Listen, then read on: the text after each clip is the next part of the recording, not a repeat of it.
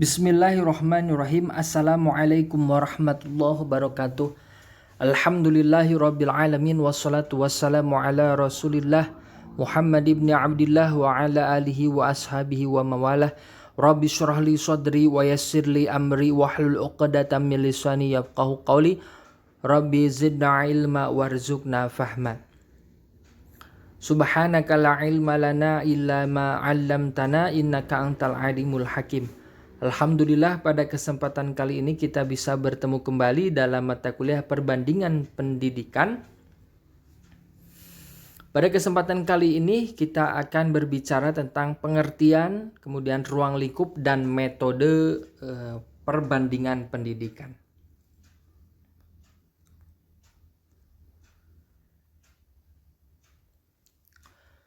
Pengertian perbandingan pendidikan. Perbandingan pendidikan atau dalam bahasa Inggrisnya a comparative study of education adalah menganalisa persamaan dan perbedaan dari dua hal atau dua aspek atau lebih dari pelaksanaan atau sistem pendidikan dari berbagai negara. Jadi menganalisa persamaan dan perbedaan dari dua hal atau dua aspek atau bahkan lebih dari pelaksanaan atau sistem pendidikan dari berbagai negara. Nah, kemudian kalau seperti itu, maka dalam bahasa Inggris kita menyatakan a comparative study of education between countries. Jadi studi tentang perbandingan pendidikan di berbagai negara atau antar dua negara, gitu ya. Antar negara-negara. Nah, ada juga definisi yang disampaikan oleh beberapa pakar, di antaranya adalah Carter V. Cook.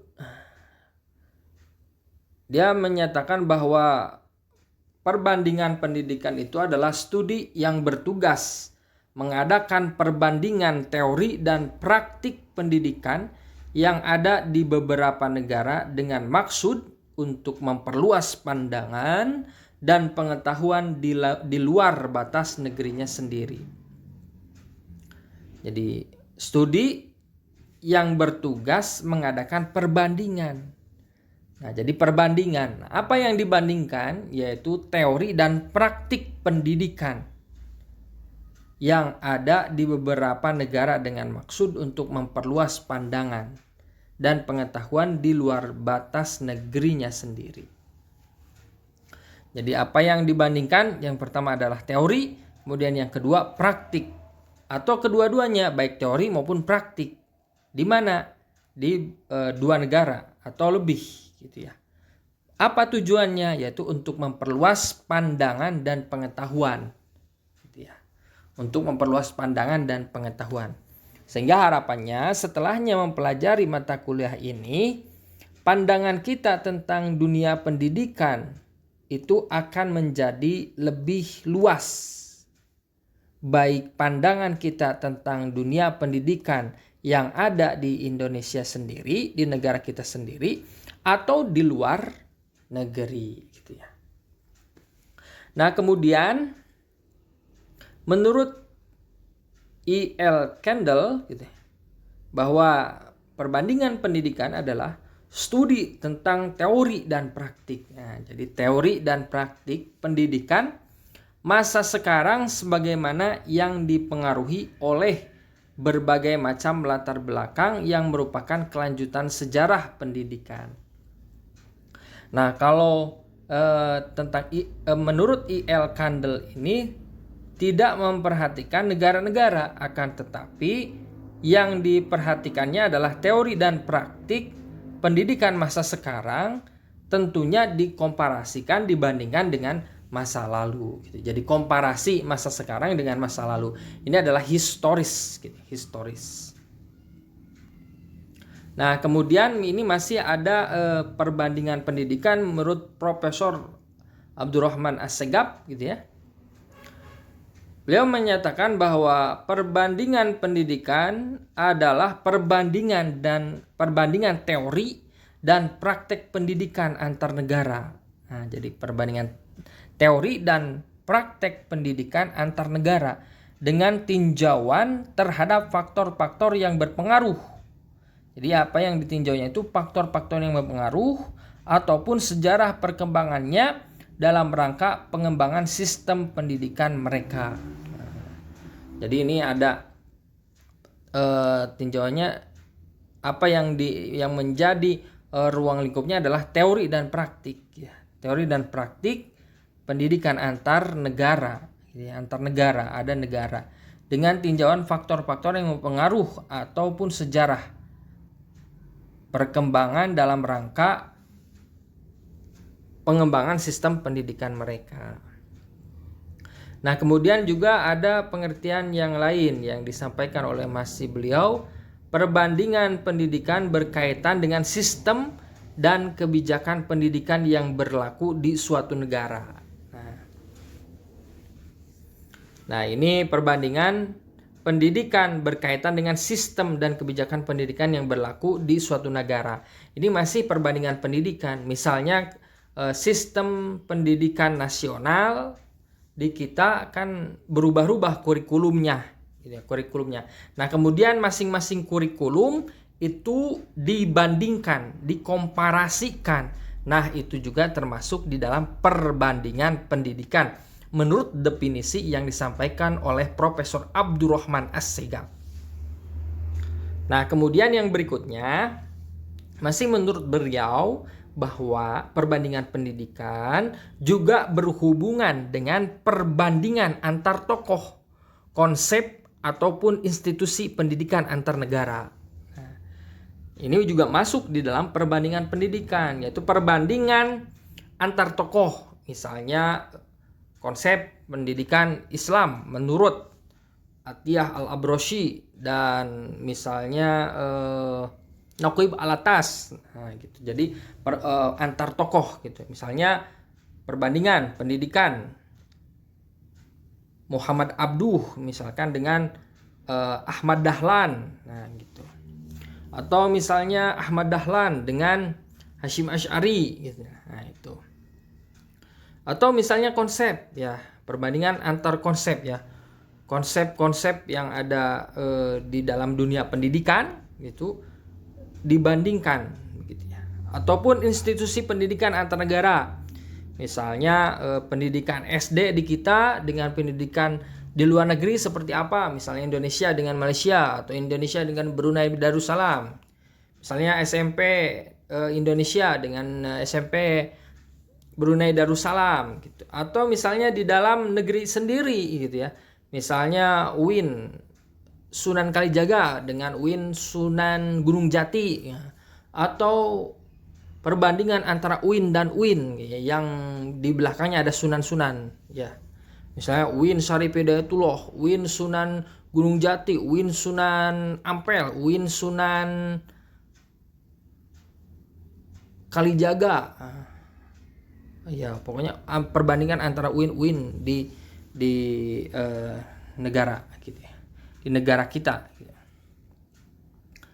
Tapi beliau ini lebih kepada institusi pendidikan antar negara gitu ya, antar negara. Misalnya institusi pendidikan kita dengan luar negeri seperti apa. Nah, kemudian baru kita melihat ruang lingkup perbandingan pendidikan. Apa saja sih yang dipelajari di dalam perbandingan pendidikan? Nah, menurut William W. Brickman gitu ya. Jadi ada 4 ruang lingkup perbandingan pendidikan. Yang pertama adalah deskripsi atau gambaran mengenai sistem pendidikan, termasuk statistik negeri lain dan penjelasan atau penerangan mengenai persoalan-persoalan pendidikan. Jadi sistem pendidikan gitu ya. Sistem pendidikan. Jadi ruang lingkup perbandingan pendidikan itu satu adalah sistem pendidikan. Jadi sistem pendidikan baik di negara Indonesia ataupun di luar negeri gitu ya, atau berbagai negeri. Nah, itu adalah cakupannya atau ruang lingkupnya atau objek kajiannya, yaitu sistem pendidikan. Jadi objeknya atau ruang lingkupnya adalah sistem pendidikan, yang menjadi fokus yang dipelajari adalah satu sistem pendidikan, gitu ya. Menurut William W. Brickman. Kemudian yang kedua, analisa mengenai latar belakang dan problem pendidikan dan berbagai pandangan mengenai problem-problem yang kontroversial. Jadi yang kedua adalah analisa mengenai latar belakang. Jadi latar belakang dan problem-problem pendidikan. Kalau yang pertama adalah sistem pendidikan, yang kedua latar belakang pendidikan, gitu. Latar belakang dan problem-problem pendidikan. Nah, kemudian kalau yang ketiga mengenai perbandingan, mengenai kesamaan dan perbedaan. Jadi kesamaan dan perbedaan. Kemudian yang keempat, perbandingan dan penilaian sebab-sebab utama sebelum dan sesudah diadakan pemecahan problem baik yang biasa maupun yang kontroversial. Jadi perbandingan dan penilaian sebab-sebab utama sebelum dan sudah diadakan pemecahan problem baik yang biasa maupun yang kontroversial. Kalau ini misalnya ada satu permasalahan, kemudian permasalahan tersebut dipecahkan melalui satu pemecahan, maka perbandingan antara sebelum dan sesudah itu juga bisa dikatakan perbandingan pendidikan. Jadi fokusnya di situ. Misalnya ada permasalahan tentang buta aksara di negara Indonesia. Nah, kemudian setelah itu ada kebijakan tentang bagaimana penuntasan buta aksara. Nah, kemudian program-program itu dilihat baik sebelum dan sesudahnya. Sesudah pemecahan problemnya itu buta aksara itu dilihat. Nah, maka itu termasuk juga ruang lingkup dalam perbandingan pendidikan. Jadi pra dan pasca problem itu tentang permasalahan yang dipecahkan melalui program itu, apakah sukses atau tidak, kemudian sebab-sebab utamanya seperti apa. Nah, itu juga dilihat. Nah, itu juga termasuk di dalam perbandingan pendidikan. Nah, kemudian kalau menurut Kendall gitu ya, ruang lingkup perbandingan pendidikan yang pertama adalah mekanisme dan teknik pendidikan. Itu misalnya mekanisme dan teknik pendidikan di Indonesia dan Mesir. Terus kemudian yang kedua administrasi. Misalnya lagi komparasi atau perbandingan administrasi pendidikan di Indonesia dan di Belanda misalnya. Kemudian yang ketiga kurikulum. Misalnya perbandingan kurikulum Indonesia dengan Finlandia. Kemudian yang keempat adalah organisasi sekolah. Misalnya perbandingan organisasi sekolah antara Indonesia dan Brunei Darussalam. Misalnya lagi yang kelima adalah jadwal sekolah. Perbandingan jadwal sekolah Indonesia dan Arab Saudi. Atau yang keenam metode pengajaran. Perbandingan metode pengajaran antara Brunei Darussalam dan Indonesia. Nah, itu. Jadi ruang lingkup perbandingan menurut Kendall itu ada 6. Yang pertama mekanisme dan teknik pendidikan, yang kedua administrasi, kemudian yang ketiga kurikulum, kemudian yang keempat organisasi sekolah, kemudian yang kelima jadwal sekolah, kemudian yang keenam metode pengajaran. Nah, kemudian metode perbandingan pendidikan ini ada 7. Yang pertama adalah historis. Jadi di dalam membandingkan pendidikan itu bisa menggunakan cara historis atau perbandingan historis. Misalnya perbandingan pendidikan Indonesia dan Malaysia pada masa penjajahan di masing-masing negara, historis gitu. Atau misalnya perbandingan kurikulum pendidikan masa penjajahan dan pasca kemerdekaan di Indonesia, karena itu juga masih bisa dikatakan perbandingan pendidikan. Atau yang kedua berikutnya adalah deskriptif. Metode perbandingan pendidikan yang kedua adalah deskriptif. Nah, deskriptif ini bisa dimaksudkan sebagai penjelasan-penjelasan mengenai fenomena yang terjadi gitu ya, berkaitan dengan pendidikan baik di dalam satu negara ataupun di berbagai negara ataupun di dua negara gitu ya. Deskriptif. Nah, kemudian eksperimen. Nah, misalnya ini perlakuan tertentu, misalnya mengenai konsep tasamuh, misalnya konsep toleransi di antara pelajar, misalnya pelajar Indonesia dan Malaysia. Nah, gitu. Itu dieksperimenkan atau uji coba gitu, diuji coba. Atau misalnya lagi yang keempat adalah metode perbandingan pendidikan filosofis. Misalnya terkait tentang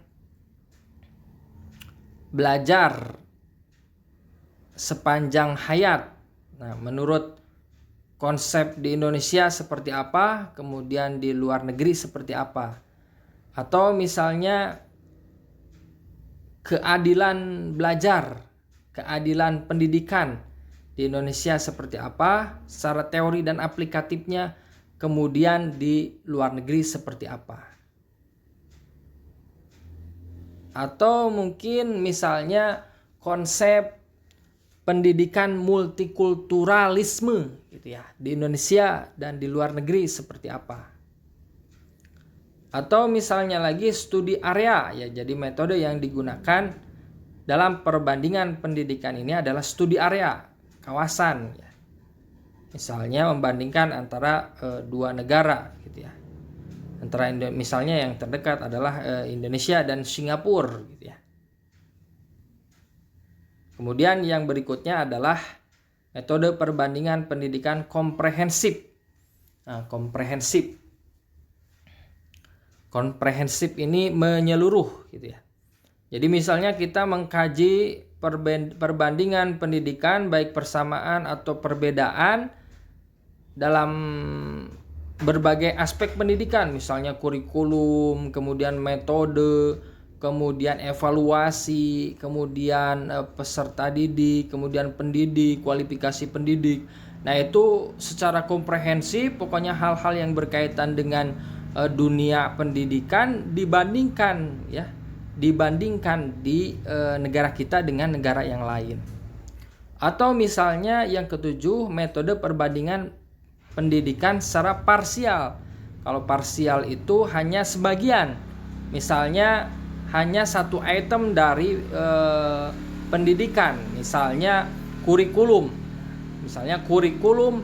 Perbandingan kurikulum Indonesia dan Malaysia. Perbandingan kurikulum pendidikan Indonesia dan Malaysia, misalnya gitu. Atau lagi misalnya perbandingan metode pengajaran antara Indonesia dan Singapura. Nah, gitu.